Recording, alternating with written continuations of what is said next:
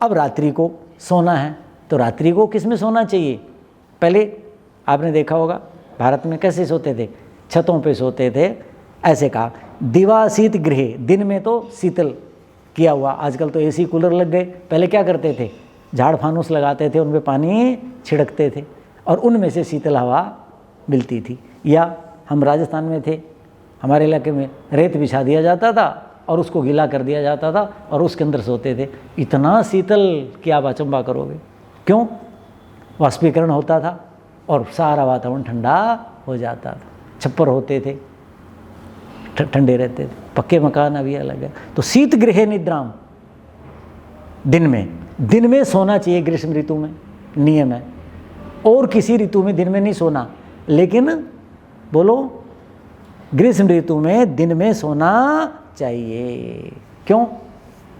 शरीर थक जाता है, गर्मी, सूर्य, ये सारी धातुओं को क्षीण कर लेता है। सोने से क्या होता है? शरीर की पुष्टि होती है। इसलिए ग्रीष्म ऋतु में दिन में सोना चाहिए।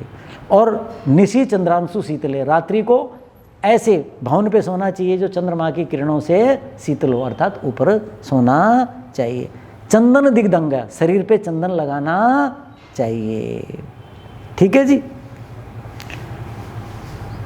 और छोटा कर देता हूँ, इस ऋतु में जो फूल हैं, विशेषकर सफ़ेद फूल, ये इस ऋतु के, उनकी माला आदि पहननी चाहिए। ऐसे मुक्तामणि भी पहनने चाहिए जो गर्मी नहीं देते, जो शीतलता देते हैं, जो सोम गुणी हैं, चंद्रमा का जिन पर प्रभाव पड़ता है, चंद्रमा के अनुकूल हैं, वो होने चाहिए। काननानी वनानी, और ऐसे वन में घूमना चाहिए, यानी वनों में घूमो मतलब क्या, सब तरफ हरियाली हो। जैसे हम पार्क में जाते हैं, घूमते हैं, ऐसी जगह जहाँ फूल हैं, ऐसी जगह हमें जाना चाहिए। और क्या लिखा है? ग्रीष्म काले सेवेत। अब मैं उसके साथ और भी इनकी व्याख्या की, हिम पर्वत बनानी चाहिए। ठंडे पर्वत लोग घूमने जाते हैं तो वहाँ वन प्रदेश हैं, हरियाली ज़्यादा है, शीतलता है, तो उसके पीछे यही उद्देश्य है। अब एक, हम सब गृहस्थ हैं, सभी मनुष्य हैं, प्रकृति ने व्यवस्था भी की है। किसकी की है? मैथुन की। स्त्री पुरुष हैं जी, संतान उत्पत्ति के लिए हैं जी, उनकी धातु खर्च होती है। तो लिखा है व्यायामम मैथुनम च वर्जयेत। इस ऋतु में व्यायाम और मैथुन नहीं करना चाहिए।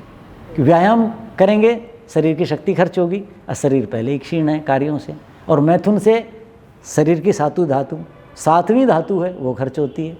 तो सातवीं धातु यानी बनते बनते बनते कितनी, इसका मतलब सातों धातुओं का नुकसान, पहली 6 का भी नुकसान कर दिया। और पहले ही शरीर ने क्या कर दिया था? वृद्ध, बताया था ना, गृद्धनिका और मारिका धातुओं को क्षीण कर देती हैं, खत्म कर देती हैं, सुखा देती हैं। तो कहते हैं ये इनसे दूर रहना चाहिए। व्यायामम उष्ण अभ्यासम, व्यायाम उष्ण अभ्यास, ऐसा अभ्यास, ऐसा कार्य जिससे शरीर में गर्मी आती है, वो भी टाल दें। और मैथुन, ये अतिशोषी, व्यायाम और मैथुन शरीर को सुखा ही डालते हैं। अतिशोषी, बहुत ज़्यादा शोषण करते हैं। वस्त्र कैसे पहनने चाहिए? लघु हल्के वस्त्र हों और शुभ्र वर्ण के हों। ये तो आप सब जानते ही हैं, गर्मी में कैसे कपड़े पहनते हैं। सूती कपड़े होने चाहिए, हल्के होने चाहिए और सफ़ेद या कम से कम रंगों वाले होने चाहिए। ठीक है जी। अब ये सारा मैंने बता दिया है, हैं जी। अब समाप्त करते हैं, स्नान की बात कर लेते हैं बस थोड़ी सी, फिर समाप्त करते हैं। स्नान इस ऋतु में मुल्तानी मिट्टी से करें या आंवला भिगो दें, आंवले के पानी से उससे रगड़ के करें, ये ठंडा होता है। ठीक है जी। और लस्सी और दही, उसमें चिकनाई होती है, उससे करेंगे, वो सफाई भी कर देगा और शरीर में स्निग्धता भी दे देगा। घृत कुमारी, जैसे आप एलोवेरा कहते हैं जी, तो घृत कुमारी नाम ही इसका, घी जैसा होता है ना ये, तो वो लगा करके, मैंने तो घर में लगा रखे हैं, मुझे वर्षों हो गए, मैं साबुन से कभी स्नान नहीं करता। ऋतु के अनुसार जो जो चीज़ें हैं प्रकृति की, अब जैसे वो आए थे, क्या कहते हैं, संतरे आए थे, संतरा खा करके और उसके छिलके छोटे छोटे टुकड़े करके सुखा लिए। अब उनको मैं 2-3 घंटे भिगो देता हूँ और स्नान करते समय उसको मसल करके शरीर पे लगा लिया। सुगंध की सुगंध और सफाई की सफाई, और साबुनों में जो विष हैं उनसे बच गया। आंवले से नहा लेता हूँ, मुल्तानी मिट्टी से नहाऊंगा, दही खट्टा बच गया, ये बच गया, मैं कभी फेंकना मत, इसको कुछ मत करना, मैं स्नान कर लूँगा, तो मैं उससे अपना स्नान कर लेता हूँ। ऋतु के अनुसार अलग अलग है, तो इन चीज़ों से स्नान करना चाहिए। सिर पर मैंने बताया था घी लगाना चाहिए, और छोटे बच्चों को तो विशेषकर मक्खन रखना चाहिए, जिसका तालू ऐसे ऐसे करता है ना, कच्चा होता है, छोटा बच्चा है। हमारे सब लोग रखते थे, पुराने लोग, आयुर्वेद में भी घृत पिचुकम लिखा है। हाँ, तो रुई में लगा के रखना है। क्यों? इस ऋतु में गर्मी है तो पिघल के चला जाएगा, तो रुई उसको संभाल के रखेगी। और जो घर में रहते हैं, जिनके सिर दर्द रहता है, वो तेल पास में बच जाए। और जो बाजार का तेल है वो तो विष है, वो तो तेल है ही नहीं, पता नहीं क्या क्या है उसमें। तो आप उनके अंदर शोध पता करके जाइए, मैं बोलना नहीं चाहता वो चीज़ें। बाजार का तेल मैं कभी भी नहीं लगाता, पता नहीं कभी भी से भी। और उसमें गंध है, इतनी गंध संसार में कहाँ से आएगी? भारत में 140 करोड़ लोग हैं इस समय, अभी आई गणना। उतनों के लिए सुगंध कहाँ से आएगी? कहाँ से आएगी बताओ? है प्रकृति में इतनी सुगंध? सब कृत्रिम सुगंध है। फिर तो अपनी चीज़ों से नहाओ। आपके घर में है अभी गुलाब, रोज़ घरों में लगे हुए हैं, वाटिकाओं में लगे हुए हैं, ले आओ, दिन भर तो देखो, और भिगो करके उससे स्नान कर लो। भिगो करके उस पानी को आँख में डाल लो, गुलाब जल, कितनी अच्छी चीज़ें हैं। तो ये चीज़ें आपने करनी हैं। तो सिर के ऊपर वो लगाना है, तेल गर्म होता है। और बाजार का तेल तो मैं बोलना नहीं चाहता, बोल दिया, मैं तो उसको विष मानता हूँ, अच्छी चीज़ नहीं है, कोई भी है जो लगाने वाले हैं। अब एक चीज़ और मैं नई बता दूं, इस ऋतु में पश्चिमी हवाएं चलती हैं, रुक्ष होती हैं, नाक भी रुखे हो जाते हैं, कुछ लोगों को छींक बहुत आती है। तो वो लोग जब भी घर से निकलें, सवेरे स्नान करें तो नासिका हम साफ करते हैं, तो इसके अंदर बादाम का तेल, सरसों का तेल, अलग अलग ऋतुओं में, इस ऋतु में घी लगाएं। घी ठंडा होता है, तेल सारे गर्म होते हैं। सर्दी की ऋतुओं में तिल का तेल या बादाम का लगाएं, नहीं है तो सरसों का लगा लें, ठीक है।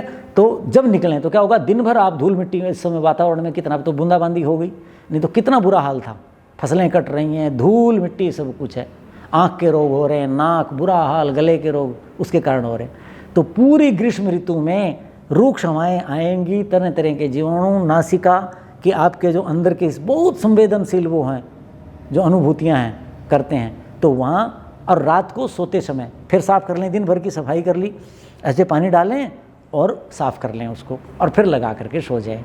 इससे क्या होगा कि आपकी जो घ्राण शक्ति है और नासिका में जो अंदर जाने से रोकने वाले जो तत्व हैं, जो रोकते हैं, विजातीय द्रव्यों को नहीं जाने देते, उनकी शक्ति बढ़ेगी। आपको एलर्जी जिसे कहते हैं डॉक्टर, ये वो करते हैं, वो कभी भी नहीं होगा। इस ऋतु में घी लगाएं। लगाने का ये तरीका है कि सीधा घी न लगाएं, पहले नाक को गीला करें, साफ कर लिया, फिर उसके बाद यहाँ घी रखें, और जिस उंगली से लगाएं उस उंगली को पहले पानी से भिगोएं। क्यों? इसकी त्वचा क्या है, नाखून क्या है, रुक्ष है, तो वो कोमल हो जाएंगे, वो अंदर जाएंगे तो उसको घायल कर देंगे। वो कोमल करके फिर आप घी, ये जो रखा है यहाँ, उसमें उंगली डालें और फिर उससे ऐसा करेंगे। तो इस ऋतु में ऐसे हम ये सारी चीज़ें कर सकते हैं, बहुत अच्छा होगा। और उसीर कैसे कहते हैं, खसखस, खसखस का लेप भी करें, मेहंदी लगाएं, पैरों में गर्मी लगती है तो, और चंदन लगा सकते हैं तो बहुत अच्छी बात है। तो ये हमारा विहार था, मैं बताना भूल गया, बाद वाला स्नान। विहार का मतलब भोजन जो अंदर जाता है, विहार का मतलब बाह्य जो सारी चीज़ें हैं, ठीक, वो है। तो संक्षेप में ग्रीष्म ऋतु चर्या, उसका आहार विहार, इस पर हमने विचार किया। यथासंभव प्रयास करें। 100 अंक तो कभी किसी के नहीं आते, एक आधे के आते हैं। कोई 10 अंक लेता है 100 में से, कोई 20 लेता है, कोई 50, कोई 100 भी ले लेता है। लगे रहो, प्रयास करते रहो, जीवन में बीमारियां नहीं आएंगी, प्रकृति के अनुकूल जीवन जिएं। इतना कह के मैं अपने वक्तव्य को विराम देता हूँ। ओम शांति शांति शांति।